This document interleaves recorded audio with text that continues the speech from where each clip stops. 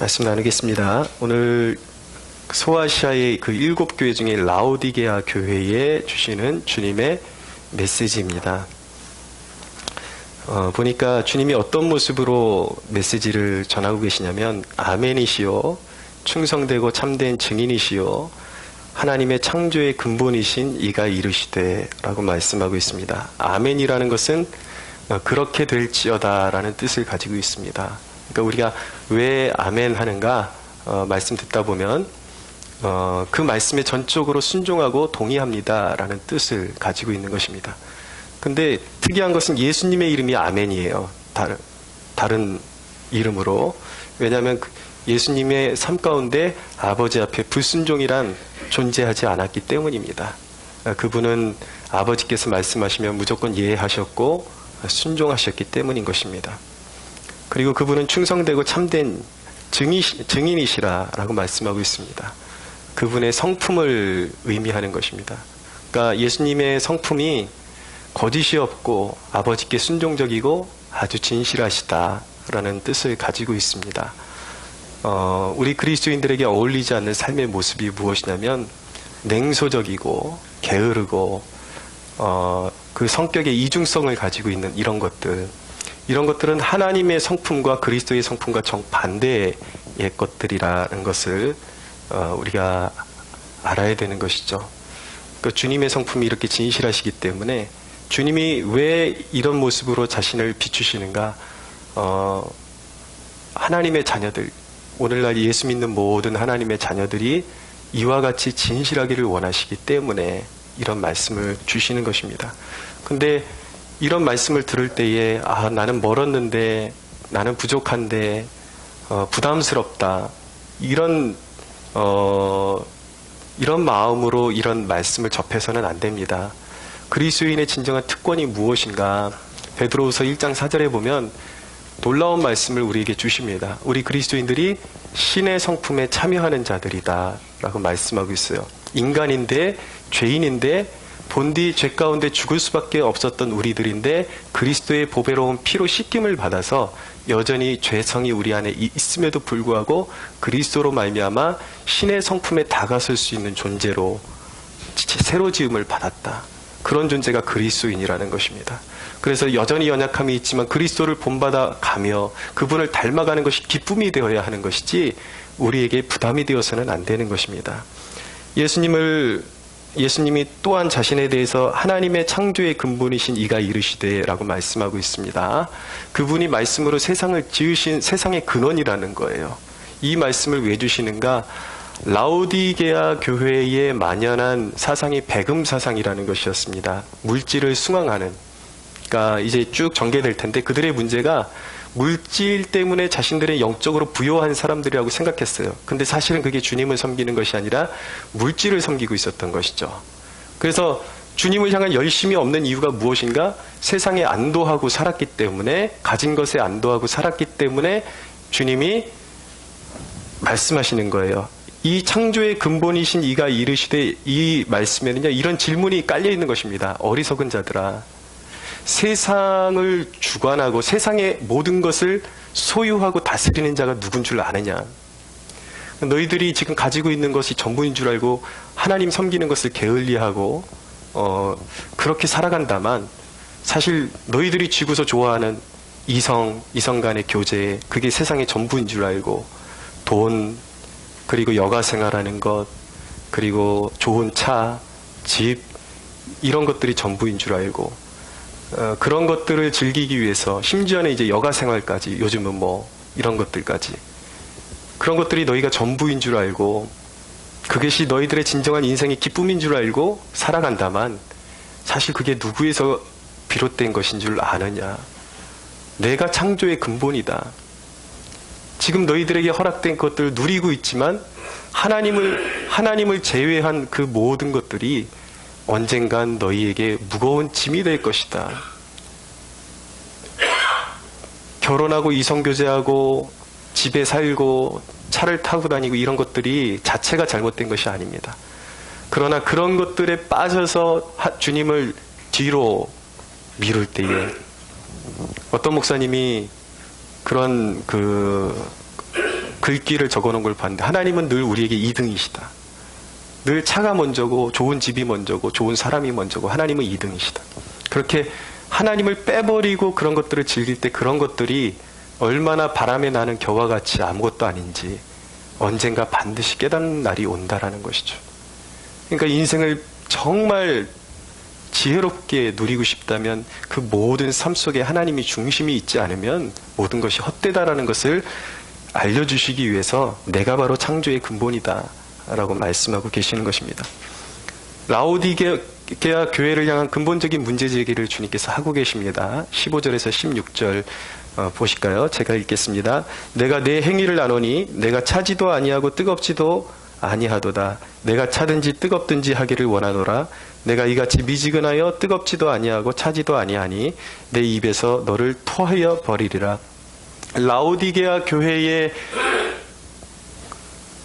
지도자를 비롯해서 교인들의 문제가 무엇이냐면 아주 미지근하다라는 거예요. 주님께. 그러니까 이 교회를 향하신 주님이 원하시는 일이 무엇이냐면 첫째는 사랑을 입으로만 하지 말고 표현할 줄 아는 존재가 되라는 것입니다. 여러분, 우리가 구원의 확신을 가지고 세례를 받습니다. 세례의 의미가 무엇이냐면 그리스도와 함께 내 옛사람은 자아는 죽고 새 사람으로 다시 그리스도와 연합하여 그것을 성경이 뭐라 그러냐면 결혼의 관계로 표현하고 있습니다. 영적으로 예수 그리스도가 나의 신랑이 되시는 거예요. 세례를 받는다라는 것은 무엇이냐면 내가 이제 예수님하고 결혼한다라는 뜻이에요. 사랑의 관계로 들어간다라는 뜻인 것입니다. 그래서 물속에서 이렇게 올라오면서 원래 초대교회의 그 세례의 방법은 침례였습니다. 그 물이 풍부한 곳은 침례를 행했지만 이제 물이 적은 도시로 갈수록 그걸 대체할 수 있는 방법을 찾다 보니까 이제 장로교가 주로 하는 물을 3번 뿌리는 형식으로 바뀌게 된 것인데 원래는 물이 풍성한 곳에 풍덩 들어갔다 나오는 거예요. 그게 뭐냐면 내가 완전히 죽었다라는 걸 선포하는 것입니다. 그리고 그리스도와 함께 새 사람으로 태어났다는 거예요. 나는 이제 내가 사랑하던 옛사람 그 모든 것들을 다 버리고 오직 only Jesus 예수님만 사랑하겠습니다. 그러고 다시 살아났다라는 거예요. 그럼 사랑의 관계로 맺어졌다고 예수님만 사랑하겠습니다. 그러고 세례 받아놓고 저와 여러분 다 세례 받은 사람들이잖아요. 근데 세례 받아놓고 그런 거죠. 너만을 사랑해 그래놓고 내가 막 궁금해 죽겠어서 연락을 취하기 전까지는 전화 한 통화 안 해. 이게 사람을 미치게 만들어버리는 거예요. 괘씸하게 만들어버리고 주님의 마음이 그렇다라는 것입니다. 그러니까 주님이 이 관계를 정말 심각하게 고려해 보시겠다라는 거예요. 제 설교 듣다가 또 열받아가지고 산이 많이 그런 일이 없게 되기를 바랍니다. 영적으로 그렇다라는 얘기예요. 주님이 그렇게 심각하게 생각하신다라는 것이죠. 예수님을 말로만 사랑한다고 말하지 말고 표현하라는 것입니다. 진정으로 주님이 원하시는 것이 무엇인지 알아가면서 표현하라는 거예요. 두 번째는 쓸모있는 존재가 되라는 말씀이에요. 여러분, 쓸모있는 존재가 되라니까 그럼 주님도 사람 능력 따라서 차별하시고 능력이 있어야 사랑하시는 거냐 그렇게 질문할 사람들이 있을 것입니다. 근데 그런 말씀이 아니에요. 우리 모두는 죄인일 때 구원받았고 능력이 없을 때 주님께서 사랑하시고 우리를 부르셨습니다. 그것이 구원의 신비거든요. 대부분 구원받은 사람들의 그런 영적인 상태를 잘 말씀해 주시는 구절이 바로 고린도전서 1장에 있습니다. 고린도전서 제가 찾아서 읽어드립니다. 고린도전서 1장 26절에 보면 형제들아 너희를 부르심을 보라 육체를 따라 지혜로운 자가 많지 아니하며 능한 자가 많지 아니하며 문벌 좋은 자가 많지 아니하도다. 대부분 구원받은 사람들 보면요 이렇게 세상에서 이렇게 대단한 사람들이 아니에요. 대단한 사람들은 자기 잘난 맛으로 삽니다. 그리고 대단했던 사람들도 하나님이 낮추셔서 구원하십니다. 쫄딱 망하게 하시고 이렇게 해가지고 세상의 쓴맛을 보고 내가 아무것도 아니라고 생각할 때 구원이 무엇인지를 알게 하시죠. 근데 왜 그런 상태에서 구원을 하시는가? 바로 약한 자들을 선택하셔서 하나님의 강하심을 입혀주시기 위해서 구원을 이루시는 것입니다. 그래서 27절에 보면은 그러나 하나님께서 세상에 미련한 것들을 택하사 지혜 있는 자들을 부끄럽게 하려 하시고 세상에 약한 것들을 택하사 강한 것들을 부끄럽게 하려 하시며 하나님께서 세상에 천한 것들과 멸시받는 것들과 없는 것들을 택하사 있는 것들을 패하려 하시나니 이는 아무 육체도 하나님 앞에서 자랑하지 못하게 하려 함이라 라고 말씀하는 거예요. 왜 약한 자들을 주님이 사랑하시고 나는 약합니다. 주님 없으면 살지 못합니다. 라고 고백하는 사람들을 사랑하시고 끌어안아 주세요. 그들을 통해서 교만하고 하나님 없이도 살 수 있다라는 자들을 부끄럽게 하시기 위해서 하나님의 강하심을 나타내시기 위해서 구원해 내시는 것입니다. 그러니까 약함 자체는 죄가 아니에요. 약해서 구원 못 받는 게 아니라 인정 못 받는 게 아니라 중요한 것은 쓸모없는 자들을 주님께 의지하면 주님이 쓸모있는 존재로 만들어 주시는데 문제는 무엇이냐면 구원받고도 주님을 의지할 줄 모르고 주님을 찾지 않고 여전히 자신의 고집 때문에 무능력 안에 갇혀있는 사람들, 이 고집, 이것이 죄라는 거예요. 이것이 심각한 죄라는 것입니다. 주님이 당신을 사용하고 싶은데 사용할 수가 없는 거예요. 주지를 않으니까. 당신을 주지 않으니까. 나를 주지를 않으니까. 이 말씀의 배경은요. 지금 예수님께서 말씀하시는 이게 참 재밌습니다. 이게 라오디게아 교회의 지형적인 특성을 주님께서 빗대서 이 교인들이 알아듣기 좋은 이제 말씀을 하시는 거예요. 지형적으로. 딱 들으면 이 라오디게아 교인들은 예수님께서 너희들이 뜨겁지도 않고 차지도 않다 그러는 말씀을 하실 때 딱 와닿는 그런 메시지가 있었던 거예요. 무엇이냐면 라오디게아 지역에서 북쪽으로 11km 가면 히에라볼리라는 곳이 있었는데 그곳에 유명한 것이 무엇이냐면 뜨거운 온천이었습니다. 그러니까 뜨거운 온천, 히에라볼리의 온천이 유명한 것은 무엇이냐면 굉장히 치유의 성분이 많아가지고 많은 병자들이 거기서 고침을 받게 된 것이죠. 그리고 동쪽으로 16km 정도 가게 되면은 골로세라는 지역이 있었는데 그곳에는 또 반대로 차가운 생수가 올라오는 그런 지역이었어요.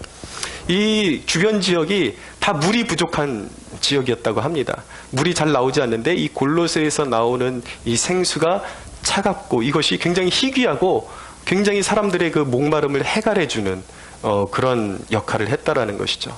그런데 이 라오디게아 지역은 물이 굉장히 귀한 지역이었어요. 그래서 물을 끌어오려면 온천수를 도수관을 연결해가지고 지역으로 끌어와야 되는데 문제는 뭐냐면 오다 보니까 이 온천수가 다 미지근해져가지고 차지도 않고 덥지도 않고 쉽게 얘기해서 영적으로 치유도 불가능하고 목마름을 해결해 줄 수도 없는 쓸모없는 거의 그냥 물이 없기 때문에 쓸 수밖에 없는 그런 물의 상태였다라는 거예요.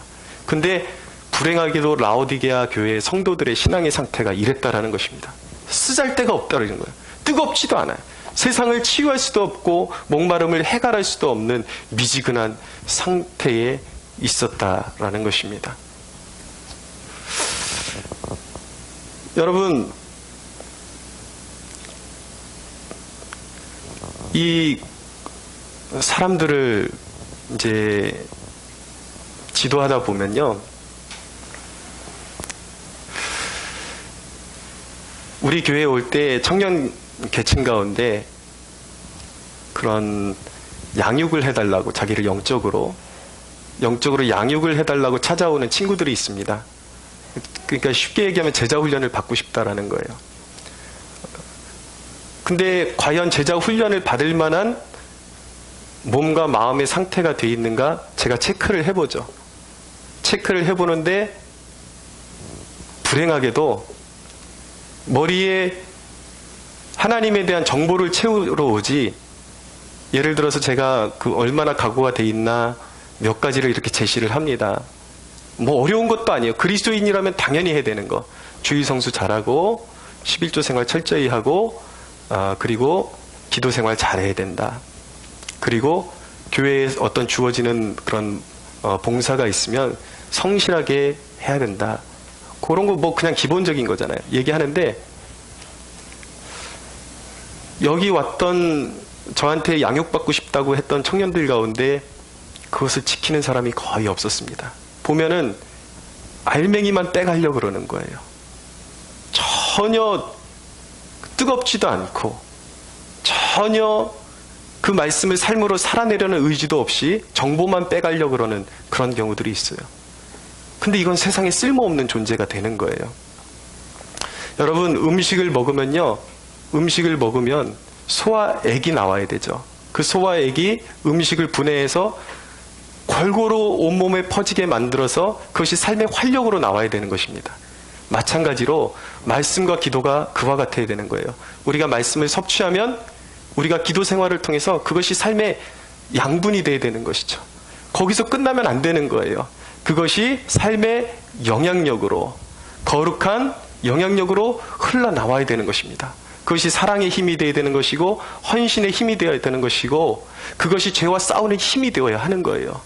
그런데 그런 게 없이 그냥 말씀을 듣는데 머리는 커지고 그것을 흘려보내지 않으니까 영적 비만에 걸려가지고 아무짝에도 쓸모없고 영향력도 없고 이런 상태가 되는 것을 주님은 무엇이라고 말씀하시는 거냐면 너희가 차지도 않고 덥지도 않다. 미지근하다. 그러니까 주님께서 말씀하시는 거 뭐예요? 토해버리겠다 라고 말씀하시는 것이죠. 사랑하는 여러분, 여러분들의 말씀을 소화하고 거룩한 선한 영향력을 사모하는 여러분들이 되시기를 바랍니다. 주님은 여러분들이 쓸모있는 존재가 되기를 원하세요. 여러분들이 스스로 그렇게 되라는 것이 아니라 여러분들의 삶을 주님께 드리면 주님이 성령으로 말미암아 그런 삶을 살아갈 수 있도록 도와주시겠다라는 거예요. 그럼에도 불구하고 이 라오디게아 교인들은 그것마저도 안 하고 있었기 때문에 주님이 토해버리겠다라고 말씀하시는 것이죠. 여기서 세 번째 요점은 무엇이냐면 주님께서 요구하시는 것은 너희들의 영적인 상태를 객관적으로 점검해 볼 것을 요구하고 계신 거예요. 보십시오. 오늘 말씀 17절을 보세요. 내가 말하기를 나는 부자라 부유하여 부족한 것이 없다 하나 내 곤고한 것과 가련한 것과 가난한 것과 눈먼 것과 벌거벗은 것을 알지 못하는도다. 누가 말해요? 네가 말하기를. 이 라오디게아 교인들이 스스로 말하는 거예요. 나는 영적으로 부유하다. 근데 주님의 생각은 다르시대요. 여러분, 우리가 영적으로 건강한지 아닌지의 판단의 기준은 누가 하는 것입니까? 주님이 하시는 것입니다. 그리고 성경이, 내가 성경을 읽어서 내가 원하는 대로 성경을 해석하는 것이 아니라 성경이 나를 읽어 나가게끔 만드는 게 성경을 읽는 거예요. 그래서 내가 영적으로 건강한지, 내가 영적으로 얼마나 부패했는지 깨닫고 회개의 자리로 나가기를 원하시는 것이죠. 근데 라오디게아 교인들은 이 지역 특성상 무역이 성행했고 그리고 금융업이 성행했습니다. 당시에. 그리고 양모가 굉장히 질 좋은 양모가 있고 안약, 의학적으로도 발달하고 안약, 고약 이런 것들이 굉장히 발달해서 무역업이 발달해서 이 도시에 사는 사람들이 굉장히 부유하게 살았던 거예요. 이 라오디게아 교인들이 착각했던 것이 무엇이냐면 자신들의 생활의 부를 영적인 부로 착각하고 있었다라는 것입니다. 여러분, 여러분들의 육체의 배부름을 영적인 배부름으로 착각하지 마십시오. 그것은 다른 것입니다. 제가 만났던 어떤 연세 드신 권사님이 그러시더라고요. 우리 손주 요즘 주일날 예배도 안 드리고 주일날 학원 나가가지고 얼마나 공부를 잘하는지 이뻐 죽겠다라는 거예요. 그것이 세상 사람들은 부유함인 줄 알고 있다라는 것이죠. 하나님이 보는 관점은 아니래요.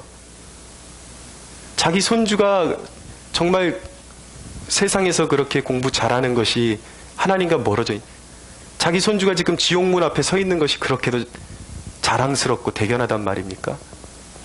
여러분, 그런 말을 하는 것은요, 자기가 권사라는 직분을 가지고 있지만 사실은 그 내면에 무엇을 증거하고 있는 거냐면 자신조차도 천국과 지옥을 믿지 않는다라는 얘기예요. 왜냐하면 내 손자가 지옥에 가든 어딜 가든 상관없다라는 고백을 자기가 서스럼 없이 하고 있는 거예요. 이 영적으로 눈멀어 있고 빈약한 것이죠. 여러분, 경제적인 부가 정말 하나님이 주시는 축복일까요? 대답드리면 맞습니다. 축복은 맞아요. 그런데 어떨 때 축복인가? 내 영혼이 하나님 앞에 절대적으로 깨어있고 하나님께서 주신 것을 오직 하나님의 영광을 위해서 사용할 때만이 우리에게 주신 물질은 축복이 되는 것입니다. 할렐루야. 하나님을 떠나서는 모든 것이 축복이 아니에요. 여러분들은 어떻습니까? 스스로 부유하다고 생각하고, 그런데 여러분 진짜 비참한 것은 무엇인지 아십니까? 많은 사람들은요, 라오디게아 교인들은 그래도 가지고서 자신들이 영적으로 부유하다고 착각했는데, 더 비참한 사람들은 그나마 가진 것도 없으면서 난 괜찮아. 둘 다 비참한 거예요. 착각하고 있는 것이죠. 주님이 우리에게 원하시는 것은 무엇입니까? 영적인 부유함을 소유하기를 원하시는 것입니다. 그럼 주님이 처방을 주세요. 라오디게아 교인들이 어떻게 해야 되는가? 처방을 주시는데 18절을 보십시오. 내가 너를 권하노니 내게서 불로 연단한 금을 사서 부요하게 하고 흰옷을 사서 입어 벌거벗은 수치를 보이지 않게 하고 안약을 사서 눈에 발라 보게 하라 라고 말씀하고 있습니다. 자, 세 가지 처방을 주시는데 하나는 뭐냐면 불로 연단한 금을 주님으로부터 사라 라고 말씀하고 있어요. 불로 연단한 금을 사라. 이 불이라는 것은 시련을 이야기하는 것입니다. 시련. 험난한 광야 생활을 의미하는 것이죠. 그리고 연단이라는 것은 시련을 거쳐서 단단하게 되는 상태를 의미하는 것입니다. 그래서 여러분, 불같은 시련을 지나서 정금과 같은 존재로 우리가 빚어지기를 주님은 원하세요. 근데 여러분, 불의 특징이 무엇이냐면, 불의 특징은 뜨겁긴 하지만 이 불에 닿는 대상을 그 모양을 만드는 그런 능력은 불에게 자체는 있잖아요. 불은 중립적이에요. 근데 불에 닿는 그 물질의 성질이 어떠냐에 따라서 녹아버리기도 하고 변하기도 하고 시커멓게 거슬러 버리기도 하고 이런 것이죠. 하나님이 우리 그리스도인들이 시련을 당할 때에 시련이라는 것은 불같은 시련은 중립적인 거예요. 누구나 당할 수 있는 것입니다. 그런데 그 시련에 직면할 때 우리의 마음을 어떻게 갖느냐에 따라서 우리는 완전히 다른 사람으로 빚어집니다. 마음의 방향성을. 우리가 불같은 시련이 올 때 우리 그리스도인들이 늘 원망하고 환경을 원망하면 마음에 쓴뿌리가 생기고 전혀 하나님 앞에 쓰임 받을 수 없는 상처받은 영혼으로 남게 됩니다. 그러나 불같은 시련이 올 때에 그 시련을 주시는 하나님의 의도가 있음을 깨닫고 이 모든 시련이 너무 고통스럽지만 그럼에도 불구하고 여기에는 하나님의 뜻이 있어 라고 믿는 사람에게는 반드시 그것이 결론이 그 불같은 시련을 통해서 단련된 믿음을 허락하는 것입니다. 그것이 불로 연단한 그 금이라는 거예요. 온전한 믿음, 굳센 믿음. 다니엘에서 보면 다니엘의 세 친구가 우상에게 절하지 않았다는 이유로 풀무불에 7배나 뜨거운 풀무불에 던져지게 되었습니다. 던져지게 되었는데 이 다니엘의 세 친구가 지금이라도 이제 불에 던져지기 전에 지금이라도 우상에게 절하라 그러니까 왕이여 됐습니다. 그럴 필요 없습니다. 우리 하나님이 반드시 우리를 구원하실 것입니다. 라고 말하면서 하는 말이 뭐냐면 그리 아니하실지라도. 그러니까 이 사람들에게는 당장에 지금 불로 들어가는 데는 두 가지 이유 중에 하나가 있을 거라고 믿고 있는 거예요. 하나는 뭐냐면 반드시 이 풀무불 같은 연단 가운데 하나님의 기적이 일어날 것이다. 구원의 역사가 일어날 것이다. 하나는 그걸 믿는 것이고요. 또 하나는 그리 아니하실지라도 지금 이 순간 우리가 불에 태워진다 할지라도 우리의 구원을 온전히 이루시는 영화를 이루실 것이다. 라는, 그러니까 내 몸이 불태워지든지 여기서 놀라운 구원의 역사가 일어나든지 상관없이 하나님이 행하시는 모든 일에는 이유가 있고 우리에게 가장 좋은 것들 그리고 하나님의 백성들에게 하나님의 교회에 가장 좋은 것들을 허락하시기 위해서 우리에게 주시는 것들이다 라는 믿음으로 그들이 시련을 받아들였다는 것이죠. 그랬을 때 어떻게 돼요? 하나님의 영광이 나타나죠. 그들의 믿음의 고백 위에 그리스도께서 그 풀무불에 함께 하시고 그들의 옷이 그을림 하나 없이 불에서 구원받는 역사가 일어나게 되는 것입니다. 여러분, 주님이 우리에게 원하시는 것은 뭐예요? 이 미지근한 성도들에게 원하는 것은 무엇이냐면 불로 연단한 금을 사라는 것입니다. 우리가 어떻게 하면 불로 연단한 금을 살 수가 있습니까? 여러분, 자기가 부요하다고 생각하는 사람들이 의도적으로 자기를 부인하고 그리스도의 고난에 참여하는 법을 배우라는 말씀이에요. 예컨대 이런 것입니다.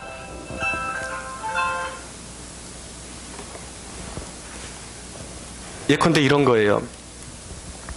자기의 여가와 그리고 자기의 특권을 누릴 수 있는 사람이 내가 모든 것을 누릴 수 있음에도 불구하고 자기를 부인하는 법을 배우는 거예요. 그것을 내려놓고 선교에 참여하고 전도하는 일에 참여하는 것입니다. 전도하다 보면 사람이 많이 낮아집니다.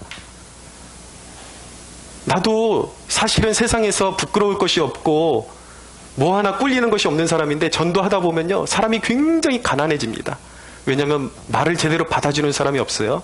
그리고 지나가는 사람들, 말을 받아주는 사람들 중에 꽤 많은 사람들이 굉장히 업신여기면서 쳐다보고 말을 함부로 하고 그래요. 그럼 마음이 낮아지죠. 겸비해지는 거예요. 그러면서 불로 연단된 믿음이 내 안에 생기기 시작하는 거예요. 주님이 그것을 기뻐하신다라는 것입니다. 여러분, 주님께서 말씀하셨어요. 마태복음 10장 38절에 자기 십자가를 지고 나를 따르지 않는 자는 나에게 합당하지 않다라고 말씀하신 거예요. 지금이라도 십자가를 지고 나를 쫓으라는 것입니다. 당신들에게 있는 부와 누릴 수 있는 것들에 만족해 있지 말고 자발적으로 십자가를 지는 일에 자신을 내려놓으라는 것입니다. 두 번째, 주님께서 어떤 처방을 하십니까? 흰옷을 사서 입어. 흰옷을 사서 입으라는 것입니다. 흰옷을 사서 입으라는 게 뭐예요? 여러분, 화려한 옷으로 자기를 가리려고 하지 말라는 거예요. 이 말씀은 무슨 메이커 있는 옷 입지 마라 이런 말씀이 아니라 뭔가 눈에 보이는 것들로 자기의 가치를 매기려고 하는 유혹에 빠지지 말라는 것입니다. 여기서 말씀하는 흰옷은 뭐예요? 내가 그리스도의 사랑으로 옷 입은 자임을 먼저 깨달으라는 거예요. 그리스도의 의만이 나의 진정한 나의 의복이라는 것을 깨달으라는 것이죠. 그리고 흰옷은요, 요한계시록에 보면, 요한계시록 19장 8절에 보면 성도들의 옳은 행실이라고 말씀하고 있습니다. 내가 결론적으로 말씀드리면 뭐냐면 하나님의 사랑을 입은 자임을 깨닫고 주님의 거룩하심을 삶으로 나타내라는 것입니다. 그것이 흰옷을 입는 거예요. 디모데전서 2장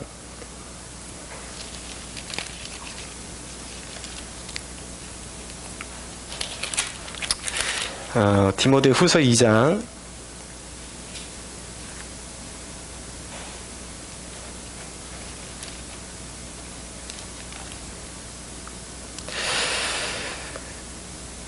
내가 지금 구절을 착각하고 있는 것 같은데 여성들에게 주시는 그 말씀이 뭐냐면 따은 머리로나 화려한 옷으로 자기를 꾸미지 말고 내면의 아름다움으로 섬김으로 옷 입으라는 말씀이 있는 것입니다.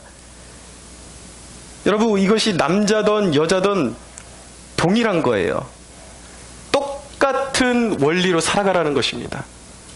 겉을 치장하는 데만 치중하지 말고 내면을 그리스도의 옷을 입어서 선을 행하고 베푸는 데 힘쓰라는 것입니다. 할렐루야. 세 번째, 안약을 사서 발라라 라고 말씀하고 있어요. 안약을 사서 발라라. 여러분, 하나님의 것과 육신의 것을 구별할 수 있는 눈을 가지라는 것입니다. 로마서에 보면 육신의 생각은 사망이요 영의 생각은 생명과 평안이니라 라고 말씀하는 거예요. 육신이 원하는 대로 살면 반드시 사망이 있다라는 것입니다. 주님이 점검하기를 원하시는 것은 무엇이냐면 여러분이 가장 인생에 소비하고 빨려 들어가는 그 대목이 과연 하나님의 것인지, 여러분들을 끌어당기는, 여러분들의 열정을 끌어당기는 그 자성을 가진 그 무언가가 과연 하나님의 것인지 육신의 것인지 분별하는 눈을 가지라는 거예요. 반드시 인간의 것, 사단이 주는 건요, 달콤합니다. 그러나 그 끝은 사망이에요. 그러나 하나님의 것은 때로는 십자가이고 너무나도 힘든 일이에요. 그러나 그 생명의 끝은, 그 끝은 반드시 부활의 생명으로 연결되게 되어 있는 것입니다. 여러분, 우리는 여기서 영적인 침체에 빠져 있는 원인이 무엇인가? 우리가 영적인 침체에 빠지게 되는 원인이 무엇인가? 빠져 있는 원인이 무엇인가를 깨달아야 되는 것입니다. 19절을 보십시오. 물은 내가 사랑하는 자를 책망하여 징계하노니 그러므로 내가 열심을 내라 회개하라 라고 말씀하고 있어요. 주님이 회개하지 않으면 징계를 내리신다라는 것입니다. 여러분, 열정 없는 신앙, 미지근한 신앙에는 반드시 하나님의 심판이 있습니다. 징계가 있습니다. 그러나 여러분, 오늘날 우리의 모습을 보십시오. 우리 교회의 모습, 한국 교회의 모습, 세상의 선한 영향력을 잃어버린 그 모습 그 자체로 징계가 아닐까요? 여기서 각성하지 않으면 한국 교회는, 우리 교회는 더 이상 선한 영향력을 끼칠 수 없게 되는 것입니다. 여러분, 맛을 잃어버린 소금의 가치는 어떤 가치도 없게 되는 거예요. 사람들에게 밟혀서 부끄러움을 당하고 수치를 당하는 존재가 될 수밖에 없다라는 것이 하나님의 말씀인 것입니다. 그럼 어떻게 해야 되는가? 여러분, 우리가 지금 이 영적인 침체를 벗어나기 위해서 행동해야 되는 일, 실천해야 되는 일이 두 가지예요. 첫째는 무엇이냐면, 모든 삶 속의 매 순간마다 예수 그리스도를 초청해야 하는 것입니다. 할렐루야. 모든 순간마다. 20절을 보십시오. 볼지어다 내가 문 밖에 서서 두드리노니 누구든지 내 음성을 듣고 문을 열면 내가 그에게로 들어가 그와 더불어 먹고 그는 나와 더불어 먹으리라 라고 말씀합니다. 여러분, 이미 우리에게 주님께서 너희에게 모든 것을 허락하시겠다. 모든 도움과 모든 삶의 역경을 이길 수 있는 능력을 허락하시겠다는 약속이 우리에게 주어져 있습니다. 할렐루야. 믿는 자 안에 성령이 내주하고 계세요. 그러나 그리스도를 적극적으로 초청하지 않으면 영적으로 녹슬어가고 삶이 녹슬어가게 되어 있는 것입니다. 물은 우리의 이미 수원지가 우리의 삶에 와닿아 있어요. 예수 그리스도가 바로 생수의 근원이라고 말씀하고 있습니다. 그리스도께서 우리 안에 계십니다. 믿으십시오. 믿으십시오. 아멘. 여러분, 수도꼭지에는 이미 물이 와 있어요. 그것을 마실 수 있는 방법은 무엇입니까? 이용할 수 있는 방법은 꼭지를 틀어야 되는 거예요. 근데 왜 그리스도인들이 영적인 침체에 빠져 있는가? 왜 빈약한가? 이것만 생각해도 우리 그리스도인들이 세상에서는 엄청나게 부지런한 사람들 같은데 영적으로 얼마나 게으른 사람들인지 알게 되는 것입니다. 수도꼭지를 틀지 않아요. 틀기만 하면, 그리스도를 초청하고 맞아들이기만 하면 생수가 터져 오르는데 그걸 하지를 않는 거예요. 매일의 삶 가운데 자기의 삶이 먼저이기 때문에, 세상 즐거움이 먼저이기 때문에 그리스도를 모시지를 않아요. 성경을 펴들지를 않아요. 기도의 자리로 나가지를 않아요. 그러니까 어떻게 돼요? 생수가 나오지를 않는 거예요. 영적으로 곰핍해져요. 가난해져요. 그것이 문제라는 것입니다. 그러나 치유받고 싶습니까? 그 침체를 벗어버리고 싶습니까? 예수 그리스도가 날마다 여러분들을 오히려 문 밖에 서서 마음문을 두드리신다는 사실을 기억하시기 바랍니다. 열어서 적극적으로 영접하셔야 되는 거예요. 오소서, 채우소서, 함께 해주십시오. 그런 마음이 있어야 되는 거예요. 그런 행동이 있어야 되는 거예요. 두 번째는 신앙에 있어서 냉소적인 태도를 버리라는 것입니다. 19절을 보십시오. 말미에 보면 그러므로 내가 열심을 내라. 여러분, 신앙의 냉수적인 그런 신앙은 자리 잡을 곳이 없습니다. 주님께서 정말 싫어하시는 신앙이 뭐냐면 미지근한 신앙, 냉수적인 신앙이에요. 주님의 뜻은 무엇인가? 예수를 믿을 때 열심히 믿으라는 것입니다. 할렐루야. 아멘. 여러분,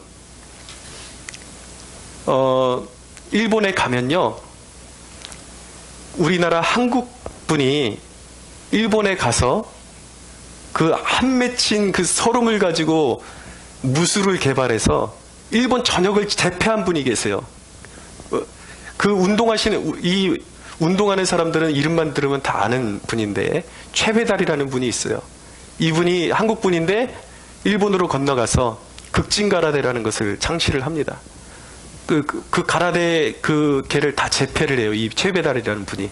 근데 그분의 제자들이 지금 엄청난 그 무술계에서 두각을 나타내고 있는데, 요즘 이 극진가라데에서 유명한 분이 누구냐면 브라질 사람이에요. 프란치스코 필리오라는 분이 있어요. 이분이 극진가라데 세계 챔피언인데, 이분이 세계를 돌아다니면서 이 가라데 세미나를 하는데, 이분이 하는 말이 있어요. 뭐냐면, 똑같은 주먹 지르기를 하는데 상대방을 쓰러뜨리는 주먹 지르기가 있고 건성의 주먹 지르기가 있다라는 거예요.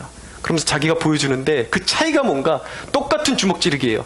건성으로 하는 주먹 지르기는 그냥 눈에도 힘이 없고 아무런 그게 없다는, 그러나 똑같은 주먹 지르기지만 상대를 쓰러뜨리는 주먹 지르기는 눈에 힘이 있고 주먹에 열기가 있다라는 거예요.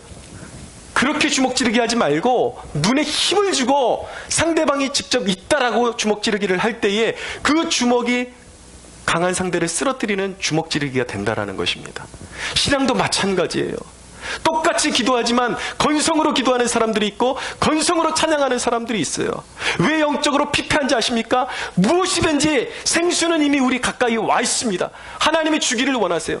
문제는 무엇이냐면 건성으로 기도하고 마음을 열지를 않는 거예요. 오늘 은혜 받고 싶다라는 마음 자체가 없는 거예요. 왔다가 그냥 교회 왔다가 발만 땅에 대고 가버리면 오늘 예배 드렸다고 그치기 때문에 은혜를 받지를 못하는 거예요. 사랑하는 여러분들을 축복합니다. 여러분들 내면에 영적인 열정이 있어지기를 축원합니다. 건성으로 신앙생활하지 마세요. 똑같은 찬양을 해도 혼을 불어넣는 찬양을 하십시오.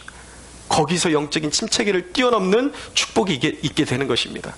예레미야 29장 13절에 보면, 너희가 나를 찾으면 만나고 찾게 되리라는, 찾고 찾으면 나를 발견하고 만나게 되리라는 약속이 있는 것입니다. 사랑하는 여러분, 왜 이렇게 미지근한 것입니까? 가난한 심령으로 주님을 찾지 않게 되는 것입니다. 않기 때문이에요. 가난한 심령으로 주님을 찾고 진짜 만나고 싶다라는 심령으로 주님의 이름을 부르면 하나님의 임재가 나타날 줄로 믿으시기 바랍니다. 여러분, 세상의 승리의 문제는 우리 내면의 문제예요. 영혼의 문제예요. 마음의 문제예요. 왜 실패하는가? 사무엘상 30장 6절에 보면 다윗이 시글락에 있을 때에 잠시 다른 전쟁에 나갔다가 시글락으로 돌아왔는데 아말렉 사람들이 이 다윗의 가솔들의 아내와 모든 가산을 다 훔쳐갔어요. 다 잡아갔어요. 그랬더니 다윗과 함께했던 장수들이 자기네 아내들이 다 적들에게 잡혀간 걸 보면서 누구에게 화풀이를 하는가? 다윗에게 화풀이를 하는 거야. 당신 때문에 이렇게 됐다. 그럼 순간적으로 다윗에게 돌을 던지려고 할 때 성경 말씀이 무엇이라고 말씀하냐면, 다윗이 하나님을 힘입어 일어났다라고 말씀하고 있는 거예요. 여러분, 인생이 무너지는 이유는 무엇이냐면 마음에서 믿음이 무너지기 때문에 삶이 무너지는 것입니다. 마음의 문제예요. 믿음을 가지고 하나님을 의지하면 내 안에 두려움이 사라지고 확신이 생기고 우리의 마음이 하나님의 부요하심으로 채워질 때에 우리의 삶에 도전해오는 어떤 역경도 넉넉히 이길 수 있음을 믿으시기 바랍니다. 말씀 뵙겠습니다. 여러분, 오늘 라오디게아 교회를 향하신 주님의 명령, 강권적인 메시지는 무엇인가? 이것을 종합하면 이런 말씀이에요. 너희의 신앙에 불명확한 구원의 불확실함 가운데 거하지 말라는 거예요. 구원의 확신 가운데 거하라는 것입니다. 그것이 뭐예요? 그냥 믿는다 하면서 열정 없이 미지근하게 믿지 말고 너희들이 구원받은 하나님의 백성이라는 것을 삶으로 나타내라는 것인데, 그것이 무엇인가? 18절에 말씀하신 것이 무엇입니까? 아까 불로 연단한 금을 사고 흰옷을 사고 안약을 사라는 거예요. 사라는 단어가 3번이 반복되고 있는 것입니다. 구원의 증거를 사라는 거예요. 믿음으로 사라는 것입니다. 할렐루야. 어정쩡하게 믿지 말고 십자가를 지고 주님을 따르고 주님의 기쁨을 위해 하루하루를 살아가고 영적으로 분별력을 가지고 살아가는 것. 그래서 내가 구원받았나 구원받지 못했나 의심하는 삶을 살아가는 것이 아니라 예수님으로 말미암아 내 이 모든 구원의 증거를 얻었기 때문에 나는 세상이 끝나는 날, 내 인생이 끝나는 날 100% 그 누구도 그리스도 예수 안에 있는 나의 생명을 빼앗아갈 수 없다라는 그 구원의 확신에 서기를 강력히 주님이 촉구하고 계신 것입니다. 할렐루야. 이 확신이 있는 사람들은, 요한계시록의 끝은 뭔지 알아요? 요한계시록의 끝은, 이 확신이 있는 자들은 세상에 아무리 큰 환란이 오고 마귀가 도전을 해도 반드시 100% 이기는 자들이 된다라는 것이 요한계시록을 기록한 목적인 것입니다. 사랑하는 여러분, 내가 구원받을까? 죽으면 천국 갈까? 내가 과연 환란이 오면 이겨낼 수 있을까? 이런 불확실함 가운데 자신을 방치하지 마십시오. 확신 가운데, 하루를 살더라도 확신 가운데 살다가 주님께서 부르실 때에 당당하게 영원한 천국에 입성하는, 세상을 이기는 저와 여러분들이 되기를 예수 그리스도의 이름으로 축원합니다. 우리 하나님께 영광의 박수 올려드리겠습니다.